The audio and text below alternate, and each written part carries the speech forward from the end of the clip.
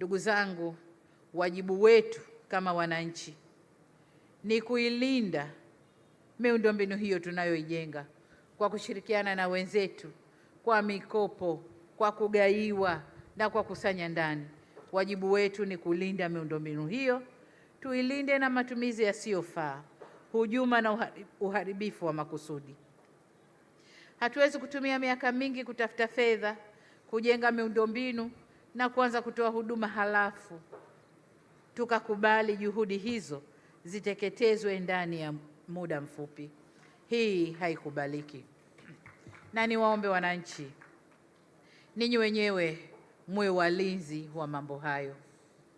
Mtu anayeharibu mali za umma anateketeza kodi za wananchi, na kodi za wananchi, kwa sababu mbali ya fedha tunayoikusanya na tukatoa kama mchango katika mradi, lakini hata mikopo tunayopewa tunakwenda kuilipa kwa uzalishaji na kodi za wananchi. Kwa hiyo hatuwezi kukubali kodi za wananchi ziweze kuteketezwa kirahisi namna hiyo. Anayefanya hivyo anachelewesha maendeleo ya taifa, analivuta nyuma taifa, ni mhujumu wa uchumi wetu, ni adui wa taifa letu. Tusikubaliane nao.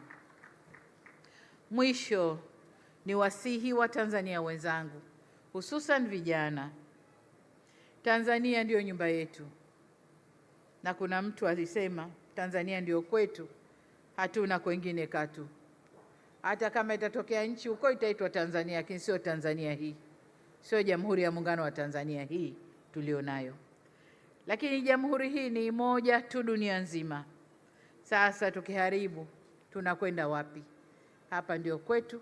Tutunze kilicho chetu na tutunze nyumba yetu ili itufae sisi na vizazi vyetu vinavyokuja. Uharibifu wa miundombinu inaibebesha nchi gharama kubwa ya kuirejesha kwa kutumia fedha ambazo zingeelekezwa katika utekelezaji mwingine wa miradi. Hakuna faida inayopatikana katika kufanya hivyo zaidi ya huduma kuvurugika, shughuli za kiuchumi kudhoofika na kasi ya maendeleo ya taifa kudorora.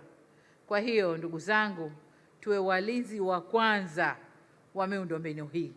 Mmenisikia wananchi kule nyuma? Mmenisikia? Haya, mtakaye baini anaharibu miundombinu hii ambayo sasa inawapa raha. Mbagala huku mmekuwa wa kwanza kutumia mabasi yenye viyoyozi ndani, na mnaijua nyinyi raha mnayoipata kurahisishiwa usafiri wenu. Sasa msikubali kurudishwa nyuma.